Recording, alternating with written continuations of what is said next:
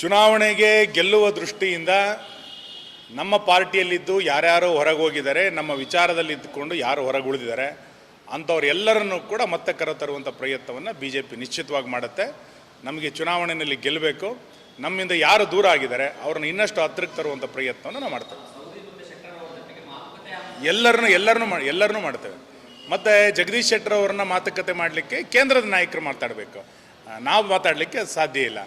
ಆದರೆ ಒಟ್ಟಾರೆ ಎಲ್ಲರನ್ನೂ ಒಟ್ಟುಗೂಡಿಸುವಂಥ ಪ್ರಯತ್ನ, ರಾಮ ಇಡೀ ದೇಶವನ್ನು ಹೇಗೆ ಒಂದು ಮಾಡಿದ್ನೋ ಹಾಗೆ BJPನಲ್ಲಿ ಮತ್ತೊಮ್ಮೆ ಒಂದಾಗಿ ಒಟ್ಟಾಗಿ ಹೋಗುವಂಥ ಪ್ರಯತ್ನವನ್ನು ನಾವು ಮಾಡ್ತೇವೆ. ಅದಕ್ಕೆ ಎಲ್ಲರನ್ನೂ ಕರೆತರುವಂಥ ಪ್ರಯತ್ನವನ್ನು ಮಾಡ್ತೇವೆ.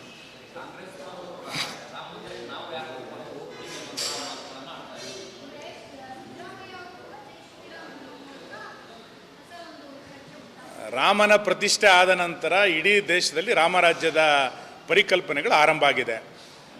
ರಾಮನ ಪ್ರತಿಷ್ಠೆ ಆದ ನಂತರ ಸಿದ್ದರಾಮಯ್ಯನವರಲ್ಲೂ ಕೂಡ ಒಂದು ಬದಲಾವಣೆ ಆಗಿದೆ. ಸಿದ್ದರಾಮಯ್ಯ ಬದಲಾವಣೆ ಆಗಬೇಕಾದ್ರೆ ಅಯೋಧ್ಯೆಯಲ್ಲಿ ರಾಮನ ಪ್ರತಿಷ್ಠೆ ಆಗಬೇಕಾಯಿತು.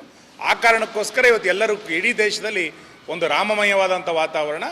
ಇನ್ನು ರಾಮನನ್ನು ಬಿಟ್ಟು ಹಿಂದೂಗಳನ್ನು ಬಿಟ್ಟು ಯಾರೂ ಕೂಡ ರಾಜಕಾರಣವನ್ನು ಮಾಡಲಿಕ್ಕೆ ಸಾಧ್ಯ ಇಲ್ಲ. ಅಷ್ಟು ದೊಡ್ಡ ಪ್ರಮಾಣದ ಒಂದು ಹೋರಾಟಕ್ಕೆ ಯಶಸ್ಸು ಸಿಕ್ಕ ನಂತರ ಮಂದಿರದ ಮುಖಾಂತರ ರಾಮರಾಜ್ಯ ನಿರ್ಮಾಣ ಮಾಡಬೇಕು ಅಂತ ನಮ್ಮ ಕಲ್ಪನೆ ಇರುವಂಥದ್ದು. ಮಂದಿರದ ಮುಖಾಂತರ ಭಾರತ ವಿಶ್ವಗುರು ಆಗಬೇಕು ಅಂತ ನಮ್ಮ ಕಲ್ಪನೆ ಇರೋದು. ಆ ಕಲ್ಪನೆಯ ಆಧಾರದಲ್ಲಿ ಎಲ್ಲ ಚಟುವಟಿಕೆಗಳನ್ನು ನಾವು ಮಾಡ್ತಾ ಇದ್ದೇವೆ.